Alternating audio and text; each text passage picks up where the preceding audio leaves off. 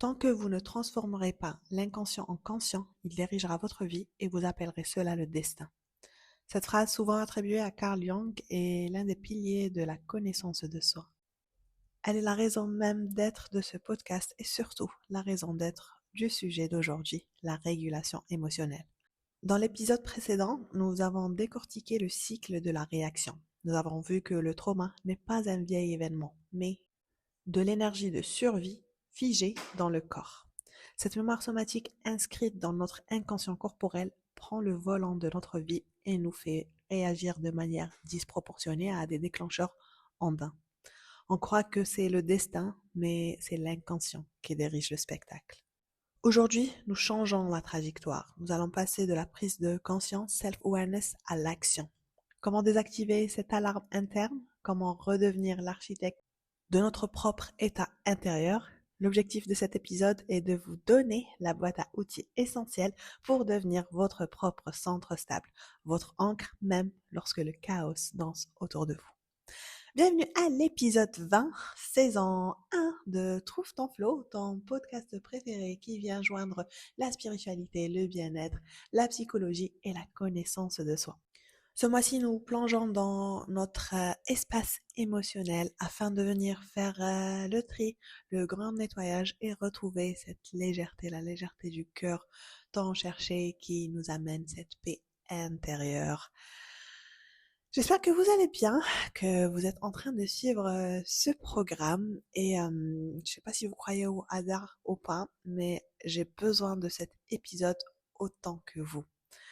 On pense que si une personne fait partie de ce domaine et que c'est un peu une personne pro, qu'elle est épargnée de tous ces vagues émotionnelles du tracas de la vie, ce n'est pas du tout le cas. Et l'épisode d'aujourd'hui est un très beau rappel pour moi, en tant que pour soi, qu'il y a toujours moyen, qu'on n'est pas la victime de nos circonstances et que l'alarme définitive et plus puissante dans la vie pour garder le cap, c'est la positivité. Donc, positivons, et venez, on va voir comment réguler notre système nerveux, gérer nos émotions afin de mieux les vivre. Et il faut mettre au clair quelque chose, quand on parle de régulation, on n'est pas en train de parler de suppression. Ne pas confondre la force et le masque. La première erreur que nous commettons, c'est de confondre la régulation avec la suppression.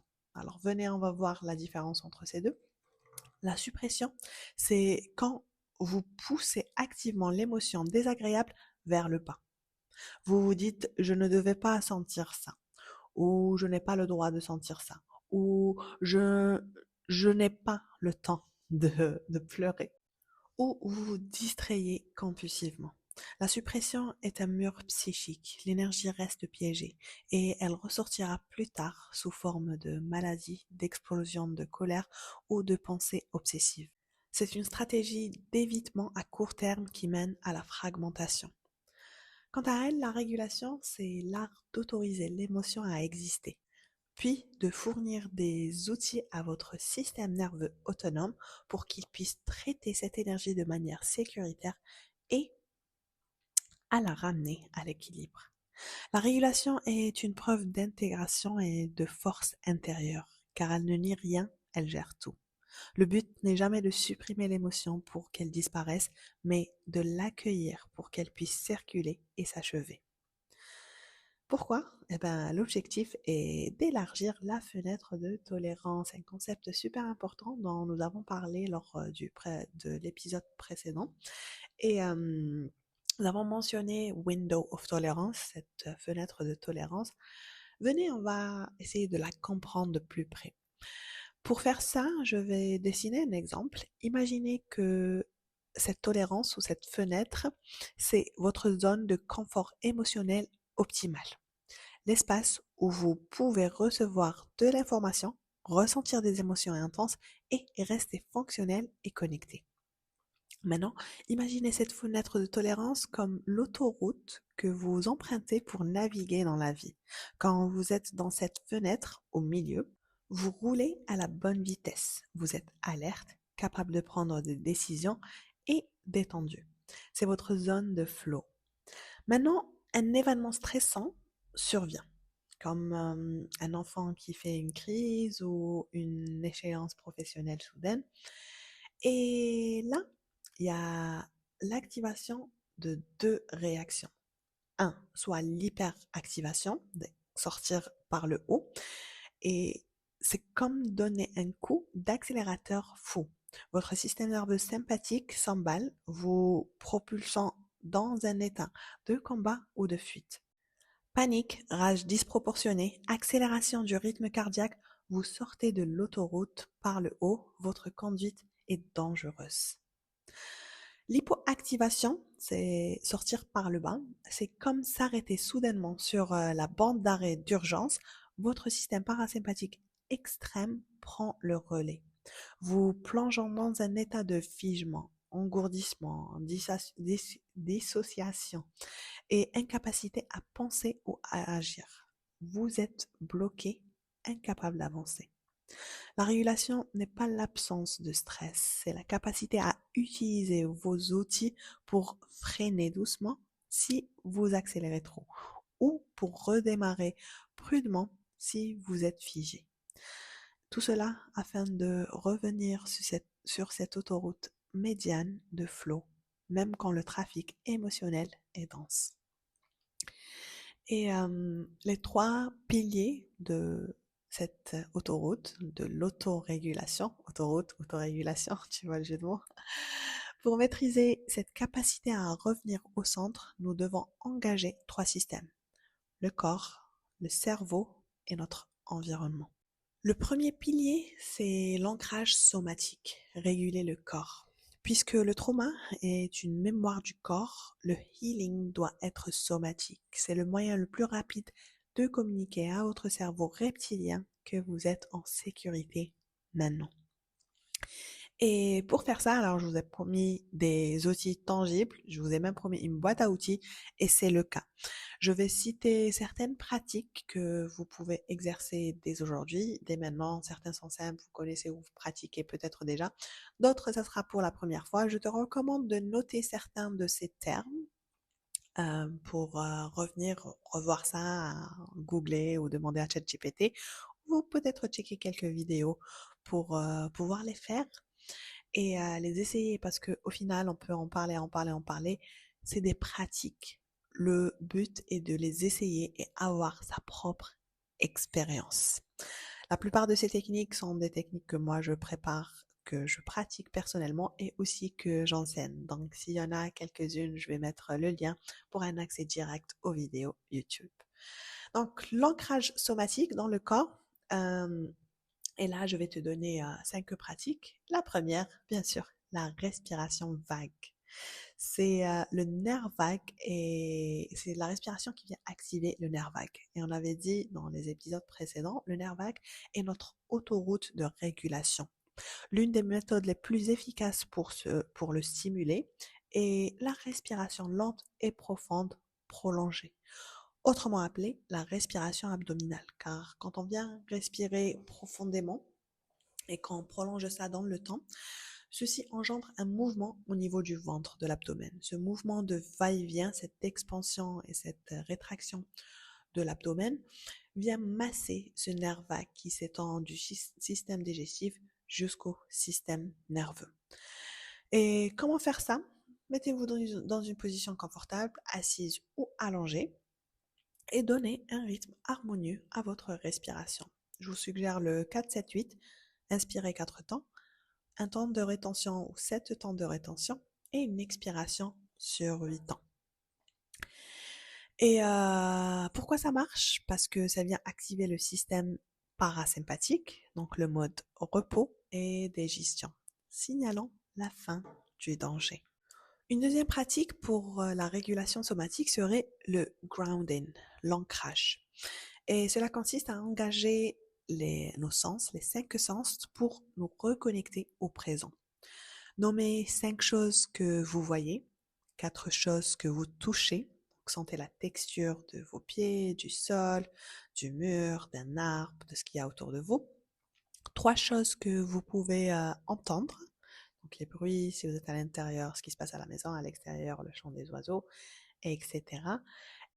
2 odeurs que vous pouvez sentir et une chose que vous goûtez.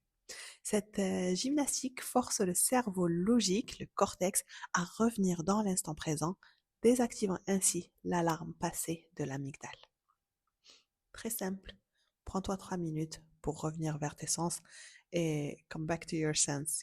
En anglais, revenir vers ses sens veut dire revenir à sa tête. Et c'est exactement, plus que revenir à sa tête, c'est revenir à son corps.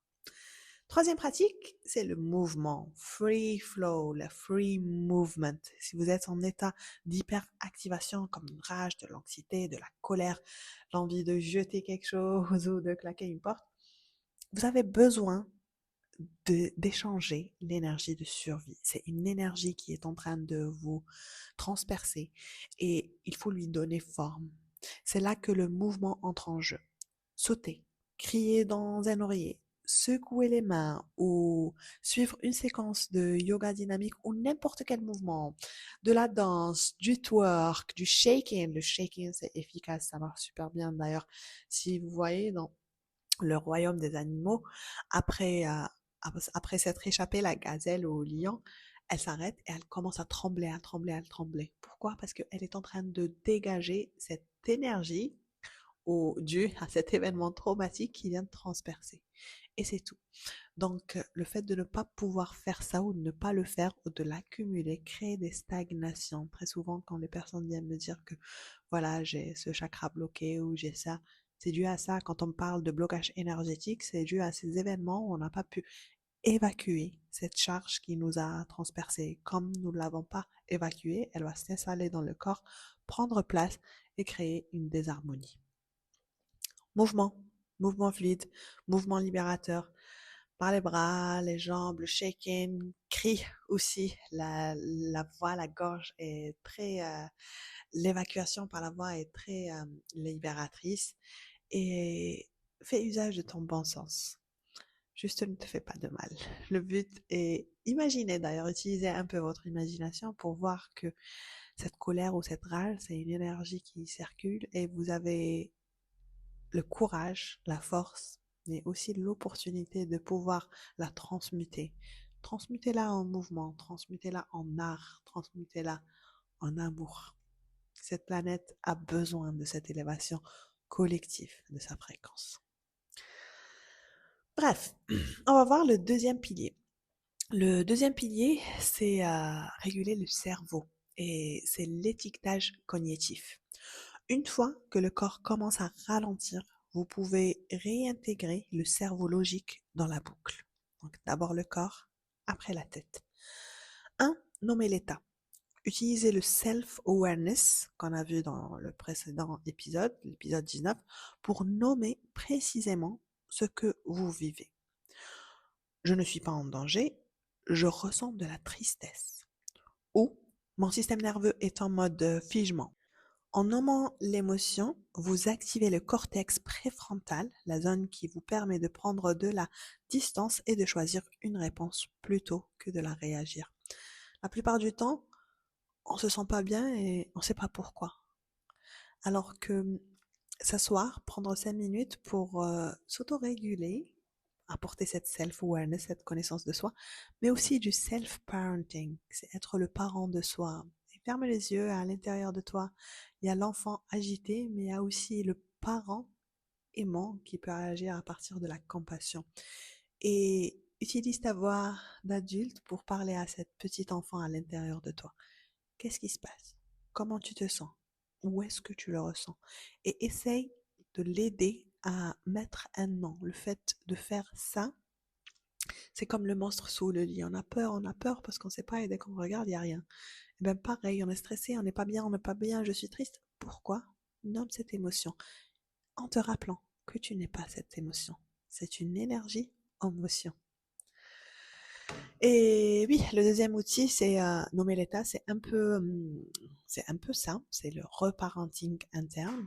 Parlez-vous comme vous parliez à une enfant effrayée. Donc, au lieu de se critiquer, au lieu d'activer cette voix négative qui te dit arrête d'être faible, ou il y a toujours pire, ou je vois pas pourquoi tu réagis ainsi, ou je n'aime pas être comme ça, utilisez l'empathie.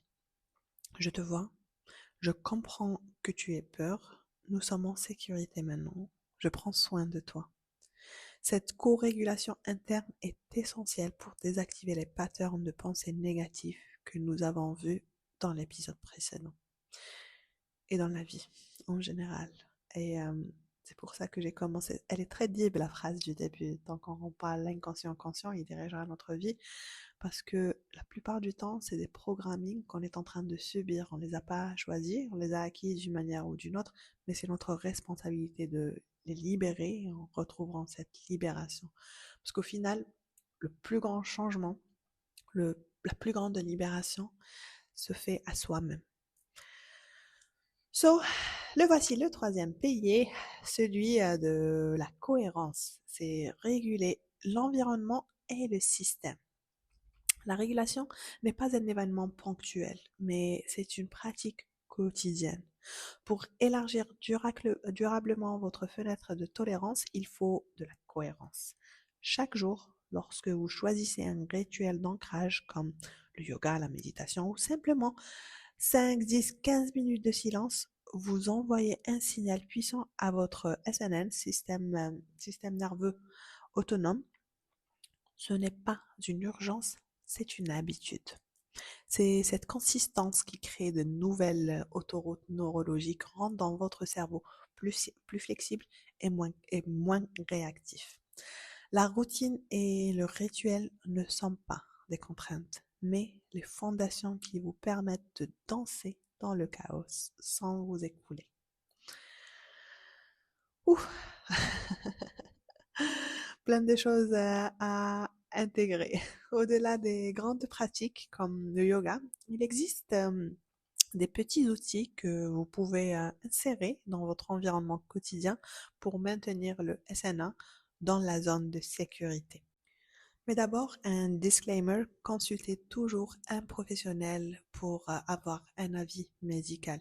Ce n'est pas sur des podcasts ou sur les réseaux sociaux qu'on peut prescrire ou recommander. Donc, ce sont juste des conseils, des options à toi pour choisir.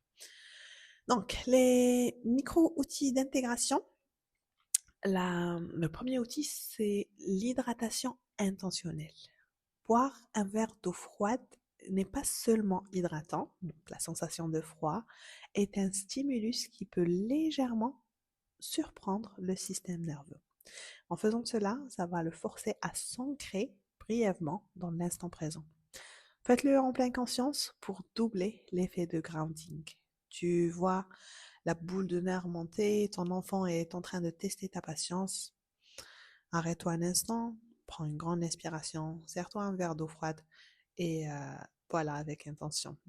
L'eau aussi a cet élément, a la capacité de transmuter nos intentions. Donc faites-le avec intention, faites-le avec conscience, faites-le avec amour.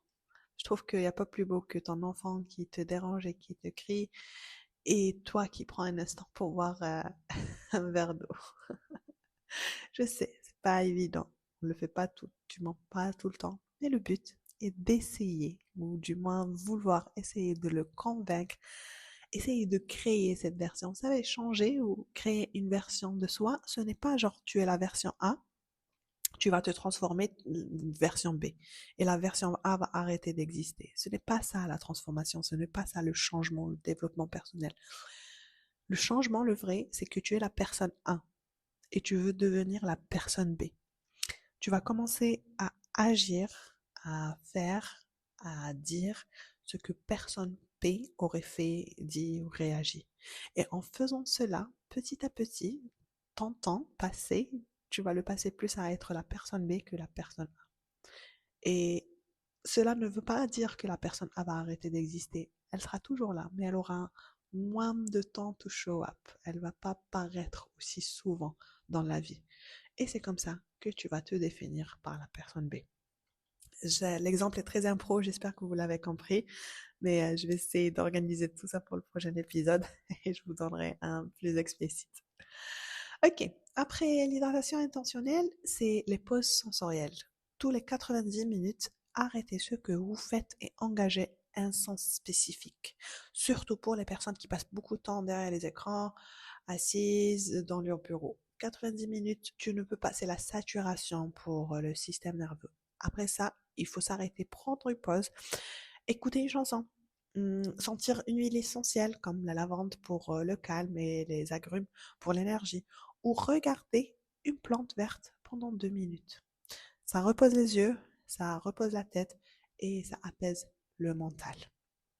Donc, et surtout si vous avez des fenêtres à des horizons dégagés, ça repose vraiment les yeux parce qu'après avoir passé les yeux fixés sur un petit objet comme un écran ou le téléphone, ça fatigue les yeux, mais aussi le système nerveux parce qu'il est en mode sympathique.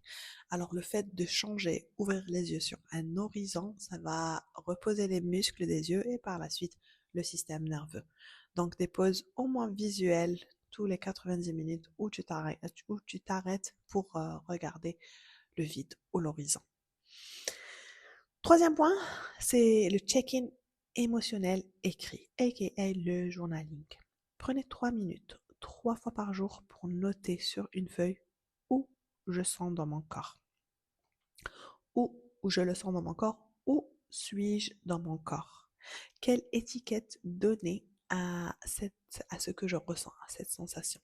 De quoi ai-je besoin maintenant? Laissez, c'est de l'écriture intuitive, posez des questions ouvertes. Pas besoin de réponse, pas besoin de forcer la réponse. Juste posez-vous des questions qui vous ramènent ici et très souvent les réponses vont vous surprendre. Cette pratique renforce la connexion entre votre cerveau et votre corps et rend l'inconscient conscient. Aussi simple que ça. Juste de se poser des questions, s'arrêter. Et au fait, toutes ces pratiques sont interconnectées. Le check-in émotionnel, c'est aussi du auto-parenting, comme c'est de l'autorégulation. Comme la personne A ne disparaît pas afin que tu deviennes la personne B, l'enfant en toi n'a jamais disparu, elle sera toujours là, même étant adulte. Donc, fais-le pour toi, fais-le pour elle, fais-le pour vous. Ok, venez, on va parler un peu de l'environnement. Et c'est quelque chose dont on ne parle pas très souvent parce qu'on sait qu'on ne peut pas contrôler l'environnement externe, mais si on veut un changement, on peut que se changer soi-même. Sauf que la structure de l'environnement, on peut structurer l'environnement pour la sécurité. Donc structurer son environnement pour se sentir en sécurité, car l'environnement extérieur est le miroir de notre intérieur. Créer un espace sécurisant est une forme puissante d'autorégulation. Comment faire ça? À travers ce qu'on appelle le cocooning auditif. Le bruit constant est une source de stress insidieux pour le SMA. Système nerveux autonome. Utilisez des casques anti-bruit si nécessaire ou mettez des sons de la nature ou de la musique en 432 Hz pour créer un fond sonore qui supporte votre système plutôt que de l'agresser. Donc un petit retour sensoriel, une vidéo, une musique en background pour vous apaiser. Il y a aussi ce qu'on appelle les binaural beats, les fréquences binauraux qui aident la concentration et, euh, et le focus, la présence. Donc c'est très efficace pour étudier ou se concentrer sur une tâche. Autre chose, c'est le vêtement. Le vêtement comme armure. Vous savez, euh, la façon dont on s'habille est cruciale. Les vêtements sont la première chose que votre peau, votre plus grand organe sensoriel touche. Quand vous vous sentez vulnérable, choisissez des tissus doux, enveloppants, des matières naturelles et tout ce qui ressemble à un doudou sensoriel. À l'inverse, pensez à l'impact des contraintes physiques. Un soutien-gorge trop serré, des vêtements qui coupent la circulation ou des matières qui grattent et les jeans. J'ai 2 jeans dans ma garde-robe et je les porte très rarement. Ils sont très confortables, c'est des jeans super larges. Mais depuis que j'ai découvert leggings, les yoga leggings, j'ai arrêté de porter des jeans et je me suis toujours demandé, mais comment est-ce que j'ai fait et comment vous continuez à faire, vous, les personnes qui portez des jeans? Vous savez, si on est mal dans son corps, c'est comme un malaise en background. Dans l'arrière-plan, il y a quelque chose qui te dérange et toi, tu es là en train d'essayer de naviguer la vie alors qu'il y a quelque chose qui te gratte. Et donc, tout ça, c'est de la surstimulation. Normal, tu rentres chez toi la journée, tu manques de patience, t'es irrité. Ben, c'est ça. Ton jean te gratter, à passer la journée à te serrer. Ces inconforts subtils sont des micro-agressions constantes que notre système nerveux doit traiter. Le cerveau, le cerveau primitif, donc les interprète comme un léger signal de constriction ou de danger. Ce n'est pas anodin si l'une des premières choses qu'on enlève en rentrant à la maison est le soutien-gorge. C'est un réflexe. C'est une libération physique et symbolique qui permet au corps de relâcher une tension non nécessaire et de signaler l'entrée en zone de sécurité. Créer cette armure de douceur est une forme puissante de co-régulation sensorielle par le toucher. Tout ça pour dire le confort doit passer avant le look. Et je sais que beaucoup de personnes ne vont pas être d'accord avec moi, mais tu sais quoi? Ok bébé, c'est pas grave. You do you. Continue à faire ce que tu es en train de faire. Si, par contre, toi, tu as envie de changer, d'améliorer quelque chose, pense au confort. Tu ne vas pas le regretter. Une tenue est censée te protéger, t'apporter ce soutien, ce confort, et après, être cute. Si tu dois sacrifier la régulation ou la santé de son système nerveux pour paraître bien ou chic ou fashionable, moi, personnellement, je pense que ça ne vaut pas la peine. Et juste pour revenir au soutien-gorge, je sais que c'est pas demain qu'on va arrêter de le porter, mais qui a inventé ça et pourquoi? Je suis certaine que c'est pas une femme. À quel moment on se dit, viens, on va mettre des choses aussi vulnérables et sensibles dans des cages en éponge et encerclées de métal et venez, on va passer toute la journée dans cette petite cage, petite cellule à néné.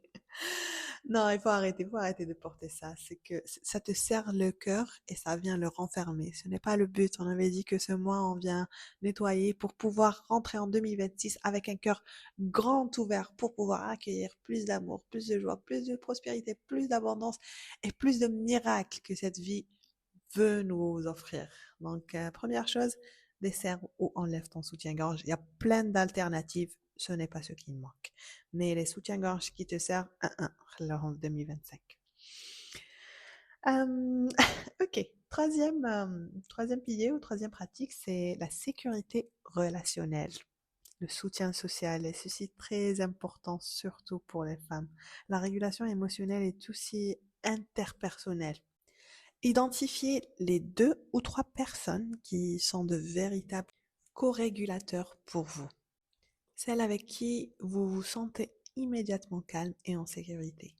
L'activation de la connexion sociale, même un appel rapide, libère de l'oxytocine, l'hormone de l'attachement, et peut désactiver un état de stress plus rapidement qu'une technique solitaire. Et j'espère, je sais, je prie que vous ayez cette personne que vous pouvez appeler à n'importe quel moment, juste pour ah, pouvoir lui dire quelque chose. Mais attention, la ligne est fine entre la co-régulation et l'amplification des états négatifs. Vous savez, c'est pas quand on vient co-réguler ou quand on vient nommer une émotion, on n'est pas en train de se plaindre, je sais quoi, non plus. On n'est pas en train de se lamenter et de renforcer sa position de victime, bien au contraire. La ligne est fine, mais elle est assez claire. On revient toujours vers l'intention. Si je viens appeler cette amie, c'est pour chercher cette aide. C'est aussi pour chercher un miroir. Peut-être qu'elle pourra refléter quelque chose que je ne suis pas en train de voir. Ou tout simplement, je suis en train de chercher de l'empathie et de la compassion pour pouvoir faire la même chose pour elle ou pour d'autres. Donc voilà. Je ferme la parenthèse. Et c'est exactement ici que la citation de Jung prend tout son sens pratique. Faire du conscient et avec l'inconscient n'est pas une illumination soudaine. C'est le résultat de ces petites actions de régulation répétées. En utilisant le pilier ancrage somatique, vous arrêtez la réaction automatique dictée par le corps. En utilisant le pilier de l'étiquetage, vous donnez un nom à ce qui était une simple sensation chaotique et vous la sortez de l'ombre de l'inconscient. Vous remplacez la réactivité par l'intentionnalité. Pour toi, la maman fatiguée et en manque de sommeil, l'inconscient te dit crier est la seule façon d'être entendu, alors que la conscience régulée te dit je me sens submergée, ça c'est l'étiquette, je vais respirer, 4, 7, 8, ça c'est l'ancrage, avant de répondre à mon enfant. Et ainsi, tu choisis ton temps et tu ne le subis pas. Pour toi, l'épouse, l'inconscient nourri par les blessures du passé en relation crie il me rejette, fuit ou attaque, alors que la conscience régulée te dit j'ai une sensation de vide au ventre, c'est somatique, ce n'est pas mon mari qui me rejette, c'est ma blessure qui s'active. J'ai besoin de me co-réguler avant d'entamer une conversation constructive. Et pour toi, la working girl sous pression, l'inconscient ordonne ne t'arrête jamais, sinon tu es inutile. La conscience régulée lui te permet de faire une pause sensorielle tous les 90 minutes. Cette conscience honore ton besoin de repos, choisissant activement de protéger ton énergie plutôt que de laisser la peur de l'échec diriger ta productivité jusqu'à l'épuisement. Ces outils ne sont pas des béquilles. Ce sont des phares qui éclairent les coins sombres de notre propre psyché pour que l'inconscient, une fois compris, puisse enfin cesser de gouverner notre destin. Pour résumer cet épisode, je dirais que l'intelligence émotionnelle commence par le savoir, mais elle s'ancre par la régulation. Vous n'êtes pas destiné à être dominé par vos réactions inconscientes. Vous êtes fondamentalement votre propre centre de gravité. Du fond du cœur, je vous invite à intégrer dès aujourd'hui l'une de ces techniques de régulation, qu'il s'agisse de la respiration 4-7-8 ou le check-in émotionnel. C'est en faisant de ces petits actes une habitude ou des habitudes que vous créez les nouvelles autoroutes neurologiques du calme. Si vous cherchez la structure et la communauté pour bâtir cette cohérence quotidienne, vous savez où vous me trouvez. Je vous invite aussi à faire un petit tour sur le 6am Flow Club, la plateforme du bien-être féminin dédiée, conçue par les femmes, pour les femmes, tout comme toi, afin que nous puissions venir ensemble et pratiquer le self-care, le bien-être comme acte de générosité. C'est un espace où tu viens te ressourcer, te régénérer, t'inspirer, faire du yoga, de la respiration, de la méditation et emmener ces pratiques et les appliquer dans la vraie vie avec tes enfants, ton mari et tes collègues. Je te laisse le sien pour nous rejoindre ici. Je tiens juste à rappeler que c'est un groupe caritatif. C'est un abonnement sous le format de paye ce que tu veux, ce qui te semble juste. On a fait en sorte d'éliminer toutes les frictions et les freins pour que tu puisses nous rejoindre. Il y a des cours la semaine à 6h30 du dimanche au jeudi. Il y a aussi des after-work à 19h. Il y a des cours le week-end. Il y a quelque chose pour toi. Le lien est dans la description de cette vidéo ou ce que tu es en train de voir ou regarder. Tout ce que tu as à faire, clique, tu vas rejoindre le groupe WhatsApp et on va t'accompagner. Je te retrouve dès demain sur le tapis. D'ici là, rappelle-toi que ton existence est un cadeau de l'univers. Continue de briller et illuminer le monde autour de toi par ta présence pendant que tu trouves ton flow.